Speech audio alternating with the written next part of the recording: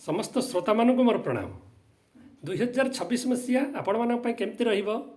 प्रत्येक राशिर स्वरूप चरित्र कौ अक्षर रे जन्म लाभ कले कौन नाम एवं कौन राशि हेब इत्यादि बहुविध विषय आपण मानक आगे उपस्थापन करने को जाऊँगी। सर्वप्रथम आम जाना जे राशिचक्र द्वितीय राशि कौन ना वृष राशि।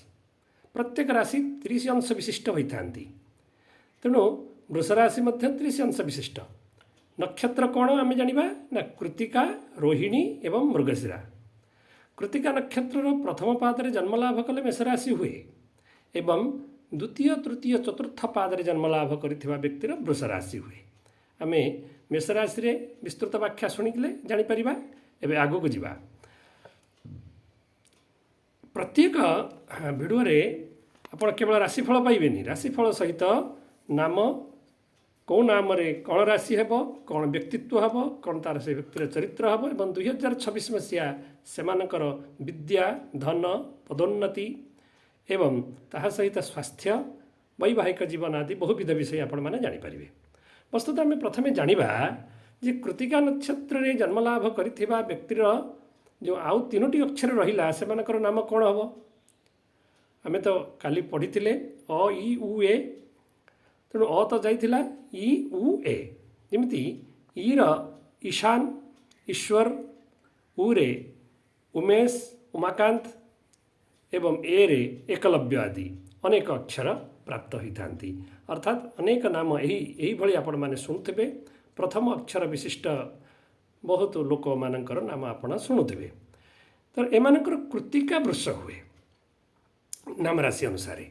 तापर आसिला रोहिणी। हाँ, जमिति आम जानिले अ इ उ ए सेमती आम जानिबा ओ बा बी बु।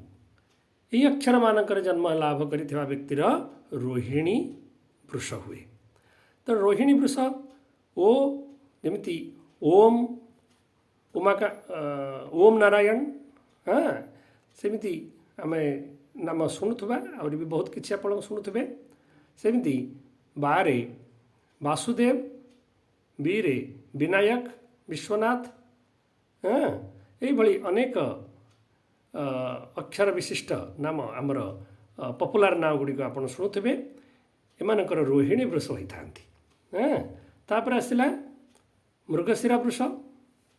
तेणु आम शुणिले नवपाद विशिष्ट वृष राशि। हाँ, इ उ ए ओ बा बी बु। हाँ, फिर आप पुनः जानिले बे बो। हाँ, जमिति वेणु वेणुधर एमानकर मृगशिरा वृष होता है। यही आम जानिले जे वृष राशिर तीनोटी नक्षत्र कृतिका रोहिणी मृगशिरार नवपाद एवं तांकर आरंभ अक्षर माध्यम तांकर नाम गुड़िक आम जानिले। तापर आम जानिबा जे एमाने केमिति होंती, स्वभाव रे एमाने केमिति होंती। साधारणतः एमाने पृथ्वी तत्व राशि अटंती। एमाने एमानक राशिर अधिपति शुक्र अटंती एवं एमाने साधारणतः शांत स्वभाव संपन्न, स्थिरचित्त, धैर्यवान, भौतिक सुख प्रति अधिक आसक्त रखती।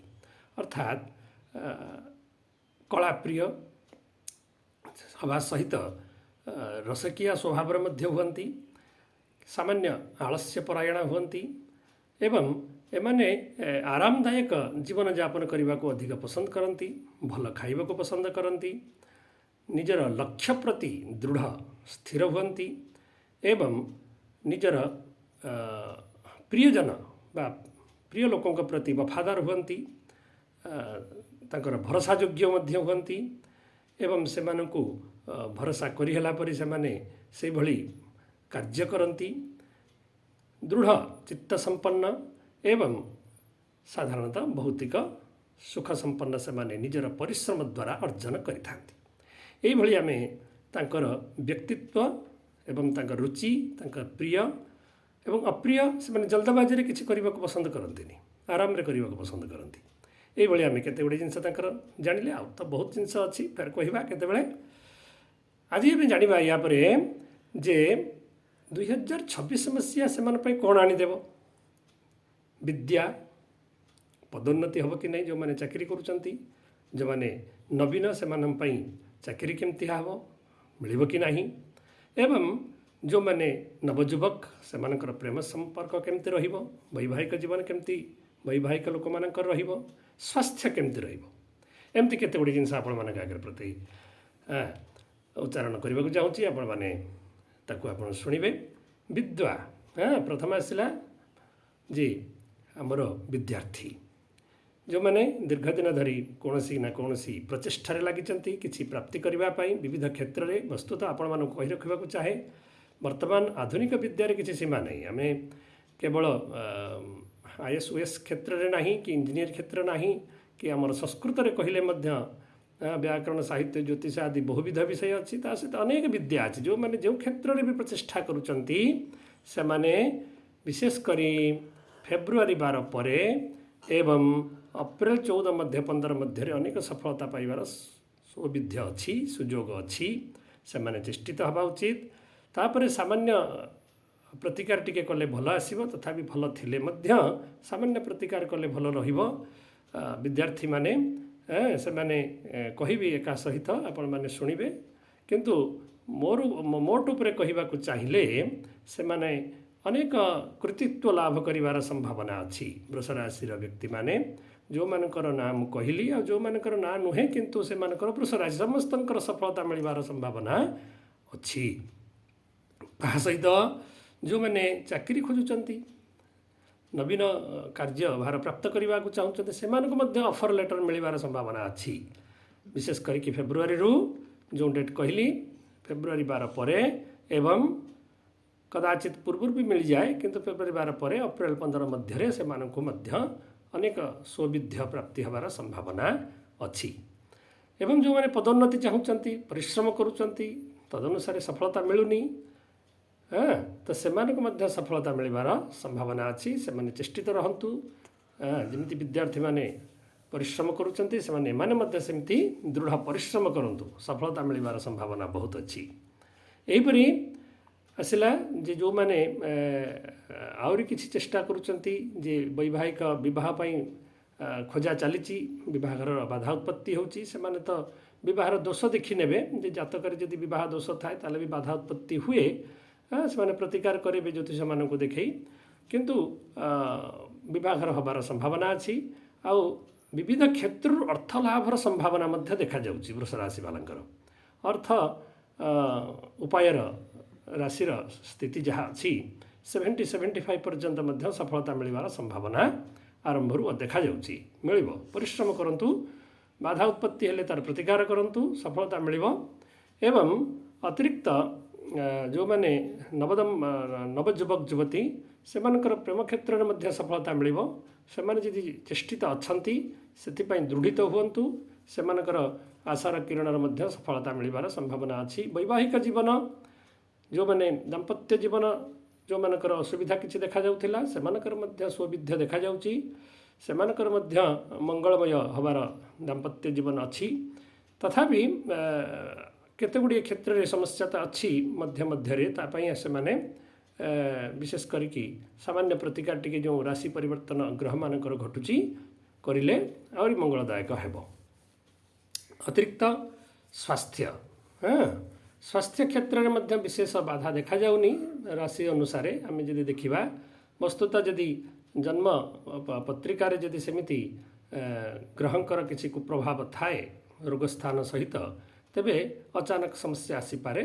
ସାମାନ୍ୟ ହେଲ୍ଥ ବା ଖରାପର ସମ୍ଭାବନା ଅଛି, ବିଶେଷ ସେମିତି କିଛି ନାହିଁ। କିନ୍ତୁ ଜାତକ ଆମର ତ ଜନ୍ମ ଜାତକ ଅଛି, ତେଣୁ ସେଗୁଡ଼ିକ ମଧ୍ୟ ଆମେ ଦେଖିବା ମୋର୍ ଦେନ୍ ଠିକ୍ ରହିବେ। ସେମାନେ ସ୍ଥିର ମନା ହେବେ, ଉଚ୍ଚ ମନା ହେବେ, ଠିକ୍ ରହିବେ। ଏବଂ ପ୍ରାୟ ବ୍ୟବସାୟୀମାନଙ୍କ ପାଇଁ କହିବାକୁ ଚାହୁଁଛି, ସେମାନଙ୍କୁ ମଧ୍ୟ ଫେବୃଆରୀ, ମାର୍ଚ୍ଚ, ଅପ୍ରେଲ ମଧ୍ୟରେ ସେମାନଙ୍କୁ ମଧ୍ୟ ଆସିବ କେତେଗୁଡ଼ିଏ ଅପରଚ୍ୟୁନିଟି ଆସିବ, କେତେଗୁଡ଼ିଏ ପେଣ୍ଡିଂ ଥିବା ତାଙ୍କର କାମ ଗୁଡ଼ିକ ହେଇଗଲା ପରି, ସଫଳତା ମିଳିଲା ପରି ତାଙ୍କୁ ଲାଗିବ, ସଫଳତା ମଧ୍ୟ ମିଳିବ। ଏଇଭଳି ପ୍ରାୟ ବୃଷ ରାଶିଧାରୀ ବ୍ୟକ୍ତିମାନଙ୍କର 70 ବା 75% ସଫଳତା ମିଳିବାର ସମ୍ଭାବନା ଅଛି। ଯଦି ବସ୍ତୁତଃ ରାଶିର ଏବଂ ଜନ୍ମଜାତକ ଉଭୟର ଜିନିଷ ଦେଖି ଫଳାଦେଶ କରାଯାଇଥାଏ।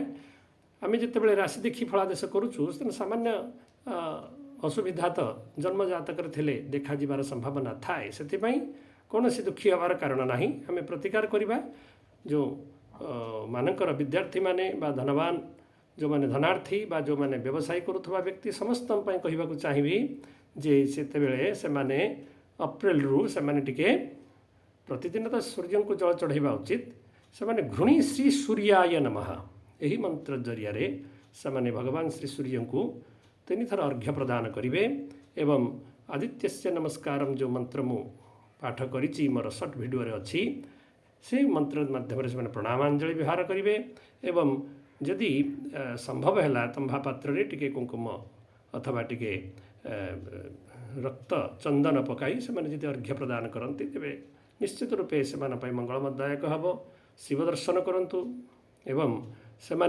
आरोग्यता महादेव दर्शन सहित से श्री जगन्नाथ बा श्री हरिंकर दर्शन कले निश्चित रूपे लाभप्रदायक हम नवीन वर्ष 2026 मसीहा निश्चित नवीन किरण नवीन आशा नवीन सफलता आनीदेव विशेष करके अर्थी मान विविध क्षेत्र अर्थ लाभर संभावना अच्छी यहीपरि आपण मानकु निश्चित रूपे आगामी नववर्षर शुभकामना जनाऊँगी। नमस्कार।